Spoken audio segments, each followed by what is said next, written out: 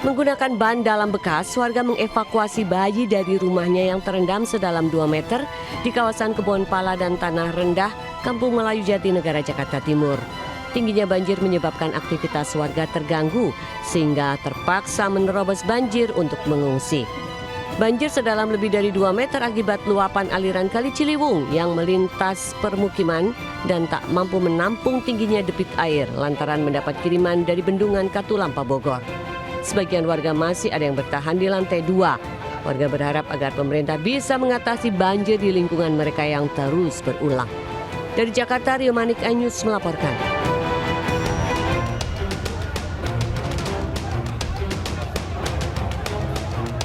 Keributan terjadi di tengah puluhan ribu supporter Persija Jackmania yang merayakan HUT Persija Jakarta ke-96 di Bundaran Hotel Indonesia, Menteng, Jakarta Pusat. Tanpa diketahui penyebabnya, seorang pemuda menjadi bulan-bulanan supporter. Bahkan polisi yang berusaha melerai sempat kesulitan lantaran banyaknya supporter yang ingin menghakimi pemuda tersebut. Diduga keributan hanya dipicu salah paham.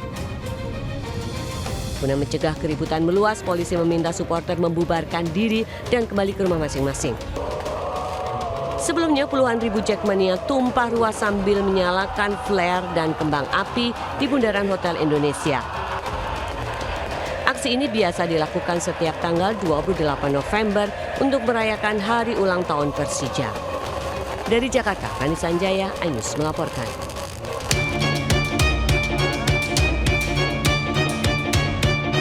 Asap tebal terlihat di pusat perbelanjaan West Mall Grand Indonesia Bundaran HI Jakarta Pusat. Akibatnya sejumlah pengunjung panik berhamburan keluar demi menyelamatkan diri. Khawatir api makin membesar. Menurut pengunjung, kebakaran terjadi di salah satu restoran di lantai 3A. Sempat terlihat kobaran api yang disertai bunyi alarm darurat hingga para pengunjung dan pekerja dievakuasi keluar gedung. 10 unit mobil damkar dikerahkan hingga api bisa dijinakkan sebelum kian meluas. Selama proses pemadaman, seluruh area gedung disterilkan hingga aktivitas di dalam dihentikan sementara. Dari Jakarta, Rani Sanjaya, iNews melaporkan.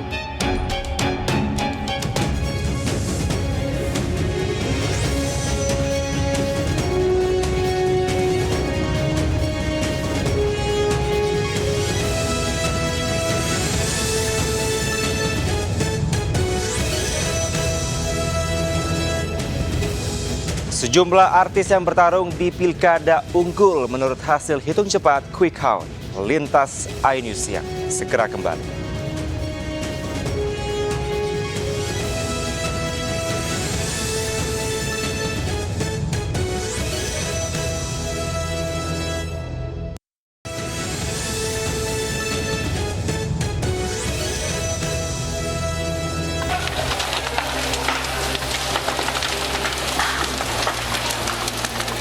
Kobaran api dengan cepat menghanguskan sejumlah bangunan rumah warga di bantaran rel kereta api di Jalan Administrasi Petamburan Tanah Abang, Jakarta Pusat, Kamis dini hari. Banyaknya material yang mudah terbakar membuat api kian membesar dan meludeskan seluruh isi bangunan rumah. Saat kebakaran sempat terjadi beberapa kali ledakan. Petugas pemadam kebakaran yang tiba di lokasi langsung memadamkan api. Belum diketahui penyebab pasti kebakaran tersebut. Sementara belasan unit mobil damkar beserta puluhan personil dikerahkan ke lokasi guna memadamkan api. Dari Jakarta, Rio Manik, iNews melaporkan. Pemirsa nekat menerjang banjir dengan kecepatan tinggi. Satu unit truk dirusak warga di Kelurahan Pekanlabuhan, Medan, Sumatera Utara. Akibatnya kendaraan rusak parah pada bagian depan.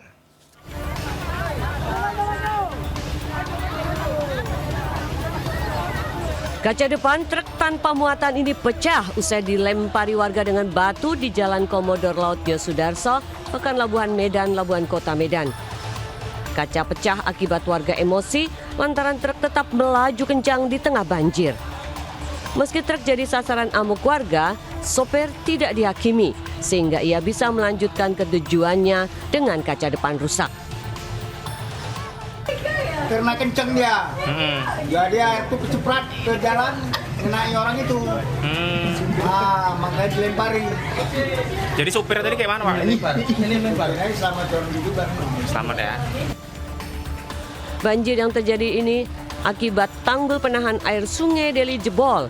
Warga masih bergotong royong mengevakuasi barang-barang berharga dan memilih mengungsi ke tetangga yang lebih tinggi. Dari Medan, Sumatera Utara, Yuda Bahar, iNews melaporkan. Kita ke informasi Pilkada 2024 pemirsa, bencana banjir dan longsor di sejumlah daerah di Sumatera Utara membuat pemungutan suara Pilkada serentak terhambat. Lebih dari 100 TPS harus melakukan pemungutan suara susulan maksimal hingga 10 hari ke depan.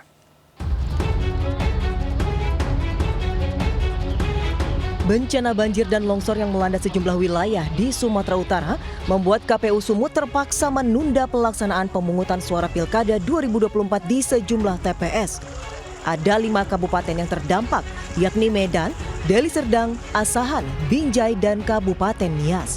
Ketinggian banjir rata-rata mencapai 1 meter lebih. Total ada 110 TPS yang harus melakukan pemungutan suara susulan dan 6 TPS pemungutan suara lanjutan. Khusus Kabupaten Nias, pemungutan suara susulan dikarenakan adanya logistik yang rusak, sementara wilayah lainnya akibat bencana banjir dan longsor. Ada beberapa kabupaten dan sejumlah TPS yang harus dilakukan pemungutan suara susulan dan juga pemungutan suara lanjutan. Nah, untuk pemungutan suara susulan itu totalnya ada 110 TPS dan pemungutan suara lanjutan itu ada 6 TPS. Pemungutan suara susulan dan lanjutan di 116 TPS tersebut selambat-lambatnya dilaksanakan 10 hari setelah dikeluarkannya surat penetapan dari KPU Sumut. Dari Medan, Sumatera Utara, Said Ilham, iNews melaporkan. Seorang petugas KPPS di TPS 116 Muara Baru Penjaringan, Jakarta Utara meninggal dunia saat menjalankan tugas. Akibat peristiwa tersebut, aktivitas pemungutan suara di TPS tertunda.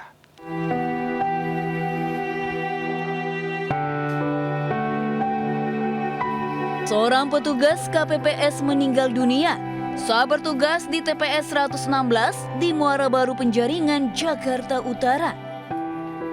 Almarhum yang bernama Ahmad Beti sempat mengeluh pusing dan izin pulang ke rumahnya.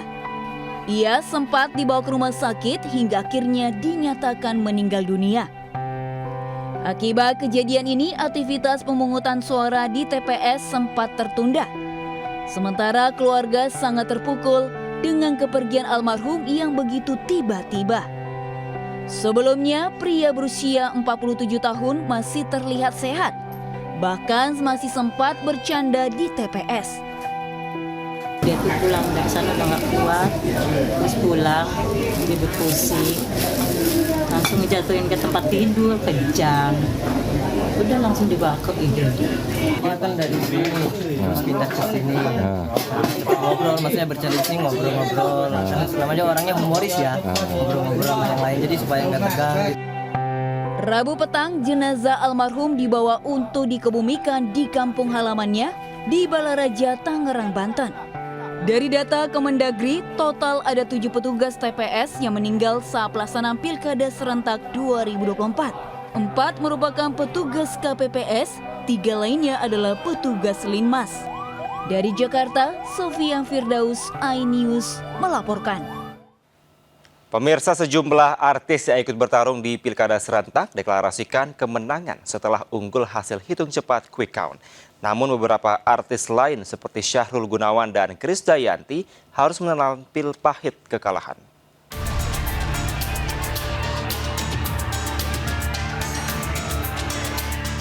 Aktor sekaligus calon Bupati Indramayu nomor urut 2 Lucky Hakim unggul telak dalam perolehan suara sementara quick count Pilkada 2024. Pasangan Lucky Hakim Syaifuddin yang diusung Partai Nasdem dan PKS ini unggul dari 2 paslon lainnya dengan perolehan suara di atas 67,28%. Lucky Hakim optimis menang di Pilkada dengan 1 putaran. Kemenangan juga dirasakan oleh JJ Govinda Asep Ismail dalam Pilbub Kabupaten Bandung Barat 2024. Melawan 3 paslon lainnya, pasangan JJ Asep ini unggul hasil quick count dengan perolehan suara 37,77%. Meski klaim unggul, mereka tetap menunggu hasil perhitungan suara versi KPU. Sementara calon wakil Bupati Bandung nomor urut 2 Ali Syakib, pesinetron yang berpasangan dengan calon Bupati Bandung Dadang Supriyatna unggul atas pasangan Syahrul Gunawan Gun-Gun dengan suara 56,98% dalam hasil sementara quick count.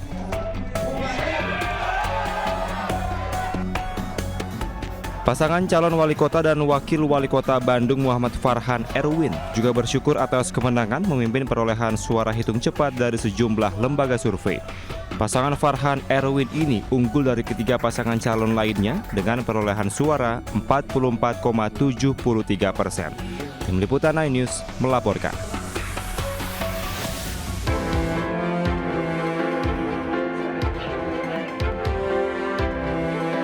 Calon Wakil Gubernur Jawa Barat nomor urut 1, Gitalis Dwi Natarina yang mendampingi calon Gubernur Jawa Barat Acep Dadang mengakui kekalahannya dalam kontestasi pilkada serentak. Pedangdut jebolan ajang pencarian bakat ini bersama Cagup Jabar Acep Dadang ini kalah dengan hasil quick count 10,23%. Sementara itu upaya aktor sekaligus penyiar radio Ronald Surapraja untuk merebut kursi kepemimpinan di Jawa Barat tampak kandas. Dari hasil sementara hitung cepat, Cawagup Ronald yang berpasangan dengan calon Gubernur Jabar JJ Wiradinata hanya memperoleh suara 9,12%. Kekalahan juga dialami calon wali kota Batu nomor urut 3 Krisdayanti. Diva Indonesia yang berpasangan dengan Kresna Dewanata ini hanya mendapat 20,31% suara. Sementara pesinetron sekaligus calon Bupati Bandung Barat nomor urut 1 Syahrul Gunawan juga kalah dari pasangan Dadang Supriyatna Ali Syakib dengan perolehan suara 43,18%. Tim Liputan iNews melaporkan. Kita ke informasi lainnya pemirsa, harga bumbu dapur di pasar tradisional mengalami kenaikan. Salah satunya bawang merah yang naik 2 kali lipat di Tuban, Jawa Timur. Diduga kenaikan akibat cuaca yang terus hujan.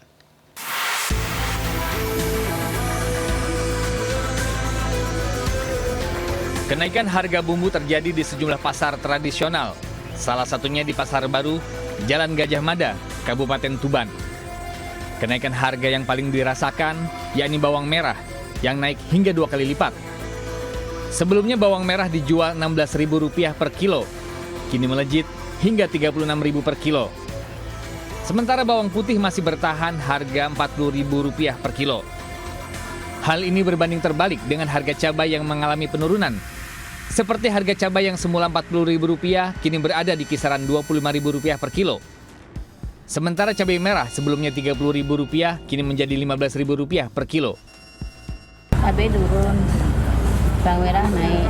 Bawang merah naik? Iya. Berapa Bu naiknya bawang merah? Naiknya 36. Oh 36. Sudah lama Bu naiknya? Sudah sebulan. Sebulan. Dari berapa Bu sebelumnya? Dari 18, 15. Oh sebelum bawang merah itu 18, sekarang naik 36. Untuk mengantisipasi kerugian, pedagang tidak berani membeli barang dengan jumlah besar dikarenakan naik turunnya harga. Dari Tuban, Jawa Timur, Pipit Wibawanto, iNews melaporkan. Hilang 2 hari, pria asal desa Sukoanyar, Kecamatan Goro Mojokerto ditemukan tewas di parit. Lintas iNews siang segera kembali.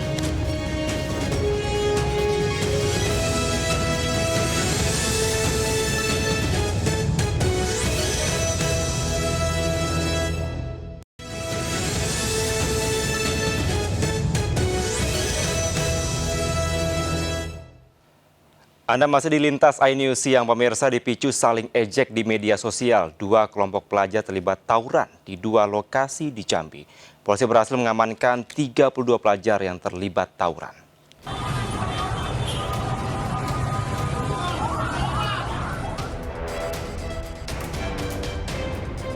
Aksi tawuran puluhan pelajar di kawasan Tanjung Lumut, Kecamatan Jambi Selatan, Kota Jambi, terekam kamera warga. Kedua kelompok pelajar saling serang menggunakan senjata tajam. Selain di kawasan Jambi Selatan, tawuran 2 kelompok pelajar juga pecah di Simpang Kampung Manggis, Kecamatan Pasar, Kota Jambi.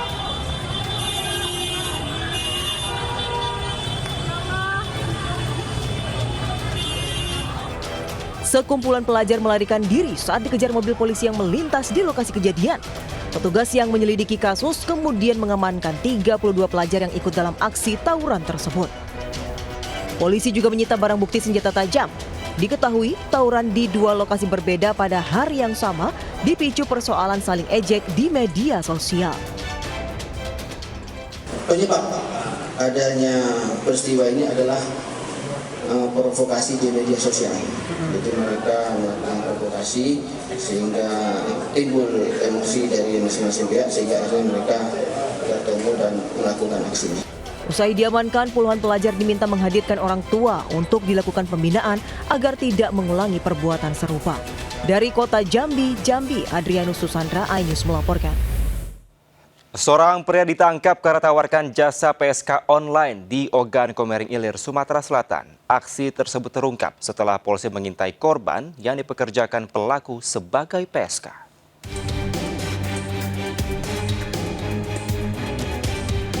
Satuan Reserse Kriminal Polres Oki, Sumatera Selatan mengungkap kasus tindak pidana perdagangan orang di sebuah penginapan dan karaoke di Ogan Komering Ilir, Sumatera Selatan. Seorang pria ditangkap polisi karena menawarkan jasa PSK kepada pria hidung belang melalui aplikasi pesan singkat. Dari setiap transaksi, pelaku mendapatkan upah 30 hingga 200 juta rupiah. Praktik ini sudah ditekuninya sejak 5 bulan lalu. Kasus tindak pidana perdagangan orang ini terungkap setelah polisi mengintai korban yang dipekerjakan pelaku sebagai PSK. Melayani pria hidung belang dengan ketentuan dia mendapatkan keuntungan dari hasil apabila setelah dilakukan pembayaran atau dilakukan pemesanan terhadap perempuan yang disediakan oleh tersangka tersebut. Kini tersangka ditahan dan dijerat pasal tentang pemberantasan tindak pidana perdagangan orang dengan ancaman hukuman maksimal 15 tahun penjara. Dari Kabupaten Ogan Komering Ilir, Sumatera Selatan, Fitriadi, iNews melaporkan.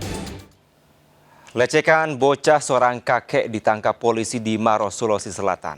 Mirisnya pelaku melakukan aksi bejatnya lebih dari 1 kali dengan iming-iming dibelikan jepitan rambut.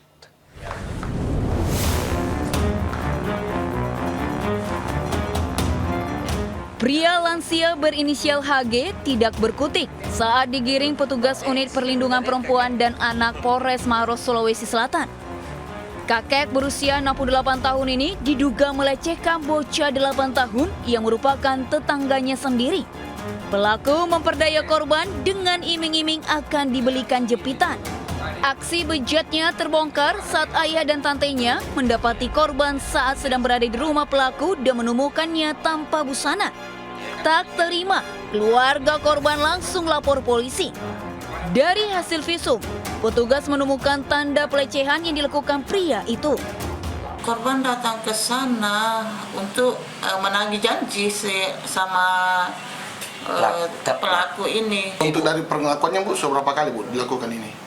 Dari pengakuan korban? Pengakuan korban 2 kali. Ibu, dari hasil visum sendiri gimana sih? Hasil visum terbukti kalau ada persetubuhan. Saat ini pelaku diperiksa penyidik unit PPA Polres Maros. Ia dijerat dengan Undang-Undang Perlindungan Anak dengan ancaman di atas 15 tahun penjara.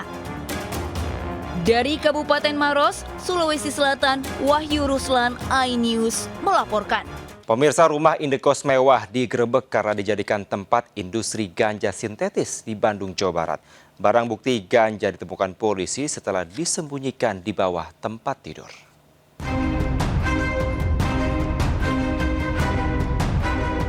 Anggota Polres Cimahi menggerebek sebuah home industri pembuatan ganja sintetis di sebuah rumah indekos mewah di kawasan Dago Pojok, Kota Bandung, Jawa Barat. Di lokasi, petugas mendapati 1 orang pelaku yang sedang meracik ganja sintetis. Saat penggeledahan, polisi menemukan ganja sintetis seberat 1 kg yang disembunyikannya di bawah tempat tidur. Polisi juga menyita sejumlah alat produksi yang digunakan pelaku. Saat diperiksa polisi, pelaku mengaku belajar otodidak membuat ganja sintetis untuk dikirim ke sejumlah wilayah di Indonesia yang kini omsetnya mencapai puluhan juta rupiah.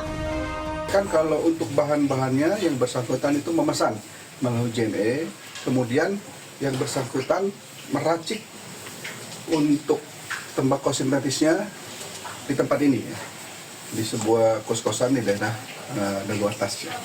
Mereka racik sendiri, bahkan mereka itu memvideokan bagaimana cara meracik tembakau sintetis yang mereka perjualbelikan. Atas perbuatannya tersangka dijerat pasal tentang narkotika dengan ancaman hukuman penjara paling lama seumur hidup dan paling singkat 6 tahun penjara. Dari Cimahi, Jawa Barat, Yuna Wahyu, iNews melaporkan. Pemirsa, informasi tadi sekaligus mengakhiri Lintas iNews siang hari ini. Dan berita-berita tadi juga dapat Anda baca selengkapnya melalui portal okezone.com. Saya Kevin Pakan, pamit undur diri. Terima kasih. Sampai jumpa. Wassalamualaikum warahmatullahi wabarakatuh.